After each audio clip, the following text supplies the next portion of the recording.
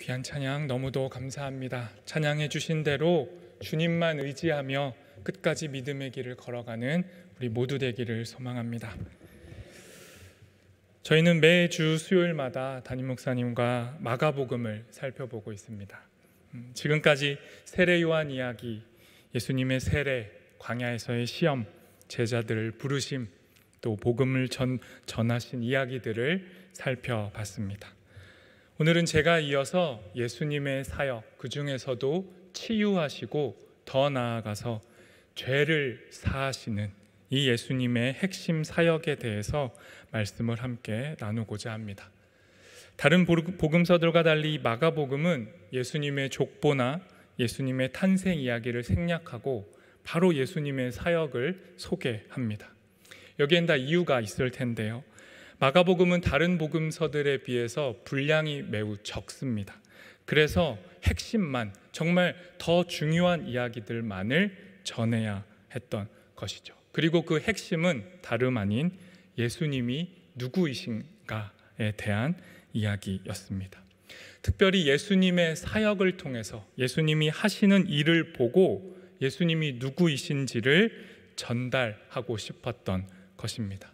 다시 말해서 마가복음이 마가복음을 읽고 접하는 사람들에게 전하고 싶었던 핵심 메시지는 예수님의 정체성입니다. 마가복음은 예수님의 정체성을 마가복음 1장 1절에서 분명하게 선포하고 시작했습니다. 제가 읽겠습니다. 하나님의 아들 예수 그리스도의 복음의 시작이라.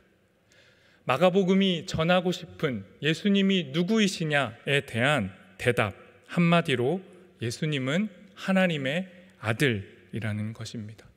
온 세상의 유일하신 창조주 하나님, 그 하나님의 아들이 예수님이다라는 것이죠. 하나님과 동등한 권세와 능력을 가진 분이 예수님이라는 것, 이 예수님께 권세, 즉 힘이 있다는 것을 마가복음은 보여주고 싶었습니다. 그래서 우리가 지금까지 담임 목사님을 따라서 잘 공부하셨다라면 지금까지 살펴본 마가복음의 내용들이 예수님이 힘을 가지고 계시다, 권세와 능력이 있다라는 걸 보여줬음을 알 수 있습니다. 그 증거들을 살펴보겠습니다. 1장 16절에서 20절에 예수님이 제자들을 부르셨습니다. 그리고 이어서 권위 있게 가르치셨죠. 그리고 귀신을 내쫓으셨습니다. 그리고 이어서 베드로의 장로가 아니고 베드로의 장모를 치유해 주셨습니다. 거기서 나아가서 사람들이 너무 많이 몰렸는데 그 많은 환자를 치료하시고 귀신들을 내어 쫓으셨습니다. 그리고 또 다른 마을로 가셔서 전도하셨고 지난주에 살펴본 것처럼 나병 환자까지 치유해 주셨습니다. 이 일련의 사건들 끝에 오늘의 본문이 말하고자 하는 것은 인자이신 예수님께서 중풍병자를 치유하실 뿐만 아니라 죄까지 용서하신다. 다시 말해서 예수님께는 정말 능력이 있다. 인간의 육신의 연약함을 넘어서 죄까지도 용서하시는 하나님이시다. 이것을 말씀하고 싶은 겁니다. 그런데 여기에서 포인트는 예수님이 인자이시다라는 거죠. 하나님의 아들로 소개된 이 예수님이 오늘의 본문 속에서는 인자로 소개됩니다. 다시 말해서 인자, 사람의 아들이라고 하는 것이죠. 하나님의 권세를 드러내신 예수님을 사람의 아들이다라고 부르고 있는 겁니다. 오늘 본문의 가장 핵심 구절인 2장 10절을 제가 읽겠습니다. 그러나 인자가 땅에서 죄를 사하는 권세가 있는 줄을 너희로 알게 하려 하노라. 하늘의 권세를 가지신 능력 있는 예수님을 이해하려면 땅에서 존재하는 인자이신 예수님의 이 호칭을 이해해야 합니다. 예수님께서 스스로 자신을 인자라는 호칭으로 사용을 하셨지만 이게 쉽게 이해되는 용어는 아닙니다. 인자라는 말이 성경에서 예수님 시대 이전부터 사용되었던 용어이긴 하지만 우리에게는 매우 낯선 말입니다. 인자, 말 그대로 사람의 아들이고 누군가의 인간성, 인간됨을 표현하는 그런 말이었습니다. 그런데 이 말이 다니엘서로 넘어가면 보통의 인간을 넘어서는 존재로 묘사합니다. 하나님으로부터 세상을 다스리는 권세를 받은 존재, 그 존재를 다니엘서는 인자라고 부릅니다. 다니엘서로 잠깐 가겠습니다. 7장 13절 14절 제가 읽겠습니다. 내가 또 밤 환상 중에 보니 인자 같은 이가 하늘 구름을 타고 와서 옛적부터 항상 계신 이에게 나아가 그 앞으로 인도되매 그에게 권세와 영광과 나라를 주고 모든 백성과 나라들과 다른 언어를 말하는 모든 자들이 그를 섬기게 하였으니 그의 권세는 소멸되지 아니하는 영원한 권세요 그의 나라는 멸망하지 아니할 것이니라. 다니엘서에서 말하는 인자는 하늘에 존재하고 그 하늘에서 하나님의 권세와 능력으로 그 영원한 능력으로 이 땅을 심판하는 그러한 존재를 가리킵니다. 그리고 이 이미지, 이 인자의 이미지를 그대로 마가복음이 가지고 옵니다. 마가복음 13장 26절과 14장 62절을 제가 읽겠습니다. 그때의 인자가 구름을 타고 큰 권능과 영광으로 오는 것을 사람들이 보리라. 예수께서 이르시되 내가 그니라. 인자가 권능자의 우편에 앉은 것과 하늘 구름을 타고 오는 것을 너희가 보리라 하시니. 다니엘서에서 묘사되었던 인자의 이미지가 마가복음에 그대로 사용되는 겁니다. 그런데 이 다니엘서와 마가복음 외에도 초기에 기독교가 형성될 때의 문서들이 존재합니다. 물론 성경은 아니고요. 우리가 쉽게 접할 수는 없지만 이 제2성전기 유대 문헌 중에 하나인 에녹의 비유라는 책이 있습니다. 에녹 1서에 포함되어 있는 책인데 이 책에도 인자라는 말이 사용이 됩니다. 이 에녹의 비유라는 책에서는 죽음을 보지 않고 하늘로 올라간 구약의 인물 이 에녹을 등장시키죠. 그러니까 역사적 사실은 아니고 이제 비유로 가져온 겁니다. 그런데 이 하늘로 승천한 에녹이 환상을 봤다라고 말하는데 그 환상, 에녹이 하늘에서 본 환상이 뭐냐면 하나님의 보좌에 하나님의 대리자가 앉아 있는데 그 대리자가 세상을 심판하고 메시아이고 의로운 자고 인자다라고 말하는 거죠. 이 에녹서에도 인자라는 표현이 들어가 있는 겁니다. 에녹 1서 46장 1의 3절인데 제가 한번 읽어보겠습니다. 그리고 거기에서 나는 고령의 머리를 가진 분을 보았다. 그분의 머리는 양털처럼 희었다. 그분과 함께 다른 존재가 있었는데 그의 용모가 사람의 모습이었고 그의 얼굴은 자비로움으로 가득했다. 마치 거룩한 천사 중에 하나처럼 말이다.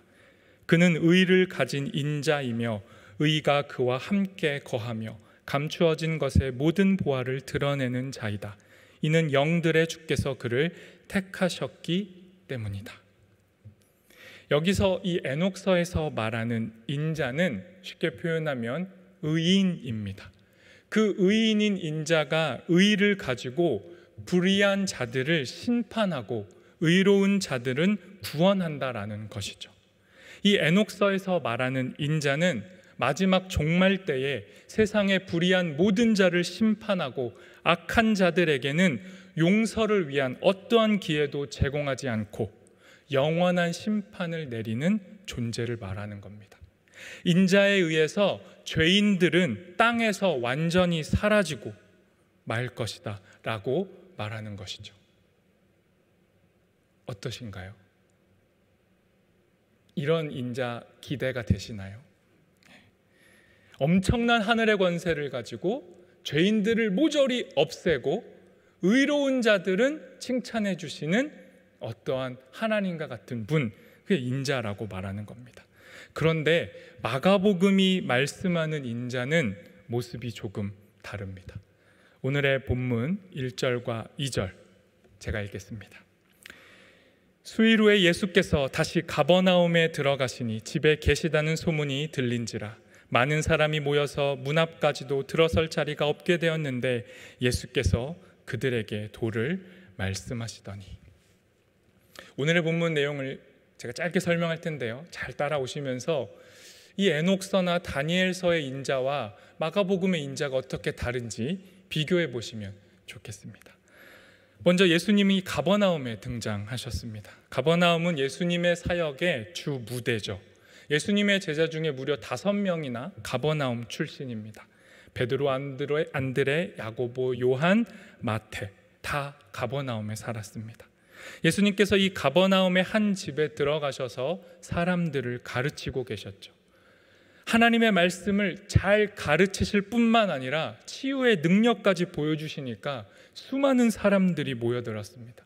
그래서 문 앞까지도 사람들이 가득 차서 더 이상 들어갈 수가 없었죠. 근데 이때 중풍병자를 4사람이 힘을 합쳐서 들고 나타납니다. 그리고 도저히 들어갈 수 없는 이 집에 정말 기가 막힌 방법으로 들어갑니다. 지붕을 걷어내고 구멍을 뚫어서 중풍병자를 예수님 앞으로 달아서 내립니다. 중풍병자와 4사람은 예수님께서 중풍병자를 만져주시고 고쳐주실 것을 기대했을 겁니다. 그런데 예수님께서 그들의 기대와 달리 죄사함의 말씀을 선포하십니다. 마가복음 2장 5절 제가 읽습니다. 예수께서 그들의 믿음을 보시고 중풍병자에게 이르시되 작은 자야 내 죄사함을 받았느니라 하시니. 중풍병자는 분명히 작은 자였습니다. 몸집이 작았다라는 것이 아니라 그 시대에는 병이라는 건 죄의 결과 혹은 하나님의 저주의 결과로 여겨졌습니다. 그러니까 오늘날도 장애인이 비장애인과 동일하게 사는 것에는 여전히 제약들이 많은데 그 당시에 중풍병자의 삶이 어땠겠습니까? 장애를 가졌다는 것만 해도 너무너무 무거운 삶의 짐인데 거기에 죄인이라는 꼬리표까지 더해져서 완전히 소외되고 고립된 삶을 살고 있었을 겁니다. 분명히 살아있는 존재였지만 마치 없는 존재처럼 몸과 영혼 모두가 다 사회로부터 부정당하고 정죄당한 채 가장 작은 자로 살 수밖에 없었을 겁니다. 그런 지극히 작은 자에게 예수님께서 그 당시의 상식과 종교적인 기준을 깨트리시고 죄사함을 선포하신 겁니다. 이게 왜 파격적인 거냐면 그 당시에 모든 사람은 죄와 질병을 연결시켰는데 예수님이 죄와 질병의 연결고리를 끊어냈기 때문입니다. 그 선명한 증거가 요한복음 9장 2절에서 3절에 있습니다. 잘 아시는 이야기인데 제가 3번역으로 읽겠습니다. 제자들이 예수께 물었다. 선생님, 이 사람이 눈먼 사람으로 태어난 것이 누구의 죄 때문입니까? 이 사람의 죄입니까? 부모의 죄입니까? 예수께서 대답하셨다. 이 사람이 죄를 지은 것도 아니요 그의 부모가 죄를 지은 것도 아니다. 하나님께서 하시는 일들을 그에게 드러내시려는 것이다. 예수님을 통해서 죄와 질병의 고리는 분명히 깨졌습니다. 예수님은 모든 질병의 원인이 죄가 아니다라고 말씀하셨습니다. 그럼에도 죄는 인간의 모든 육체적, 정신적, 영적인 관계를 파괴하는 가장 강력한 장애물임은 변함이 없습니다. 그래서 예수님께서 이 작은 자, 중풍병자의 병을 고쳐주시기 전에 먼저 죄의 문제를 해결하신 겁니다. 하지만 그 자리에 함께 있었던 수많은 사람들 중에 서기관들이라고 하는 사람들, 하나님의 말씀을 조금 잘 안다고 자부했던 사람들, 그 사람들이 불편했던 겁니다. 감히 하나님 외에 누가 죄를 사할 수 있느냐? 예수님을 향해서 예수님의 발언은 신성모독이다라고 소리쳐서 비판하지는 못하고 사람들의 눈치를 보고 속으로만 분노하고 있었습니다. 이때 그들의 마음을 꿰뚫어 보신 예수님께서 서기관들에게 질문하십니다. 마가복음 2장 9절입니다. 중풍병자에게 내 죄사함을 받았느니라 하는 말과 일어나 내 상을 가지고 걸어가라 하는 말 중에서 어느 것이 쉽겠느냐? 그리고 이렇게 말씀하시고 대답할 시간을 안 주시고 바로 이어서 예수님이 대답하십니다. 10절입니다. 그러나 인자가 땅에서 죄를 사하는 권세가 있는 줄을 너희로 알게 하려 하노라. 이렇게 죄사함을 선포하신 후에 예수님이 중풍병자에게 이어서 말씀하십니다. 내가 내게 이르노니 일어나 내 상을 가지고 집으로 가라 하시니. 죄사함과 질병의 치유를 동시에 받은 이 중풍병자는 모든 사람들이 보는 가운데에서, 특히 서기관들이 보는 그 자리에서 자신이 누워서 덮고 왔던 그 담요를 걷고 일어나서 집으로 돌아갑니다. 이게 오늘 본문의 이야기죠. 마가복음의 이 이야기가 에녹서와 무엇가 다를까요? 에녹서도 인자가 누구인지를 분명히 말했고, 마가복음도 예수님이 누구인지를 이 중풍병자 치유 사역을 통해 우리에게 보여줬습니다. 그런데 차이가 있습니다. 에녹서가 말하는 인자는 하늘에서 세상을 심판하는 권세를 가진 자입니다. 하지만 마가복음에서 말씀하는 인자는 다르죠. 마가복음이 말씀하는 인자는 땅에서 죄를 용서하는, 죄를 사하는 권세를 가진 분이 인자입니다. 하늘에서 땅으로 내려와서 땅에 있는 자들과 함께 하신 인자가 예수님입니다. 하늘에 있는 인자는 의인들만을 위하고 의인들만을 구원했지만, 땅으로 내려온 예수님, 인자이신 예수님은 땅에서 살아가는 불의한 자들에게까지 희망이 되어주신 겁니다. 세상이 부정하다고 손가락질하고 자기 스스로도 그래 나는 죄인이지 라고 하면서 스스로를 정죄하면서 그렇게 세상이 정한 질서 속에서 갇혀서 몸과 영혼이 다 병들어 버린 작은 자들, 바로 우리들을 고쳐주시려고 예수님은 하나님의 아들이시면서 동시에 사람의 아들로, 인자의 모습으로 이 땅에 오신 겁니다. 그래서 마가복음은 그 당시에 통용되던 문서들과 다르게 예수님은 인자이시지만 하늘에만 계신 분이 아니라 땅으로 내려오시는 분이다. 땅에 내려올 뿐만 아니라 땅에 사는 작은 자들의 죄를 정죄하지 않으시고 치유하시고 고쳐주시는 분이다. 이 죄사함의 힘이 예수님의 진짜 능력이다. 이게 하나님의 진정한 힘이다 라고 마가복음은 우리에게 말씀하고 있는 겁니다.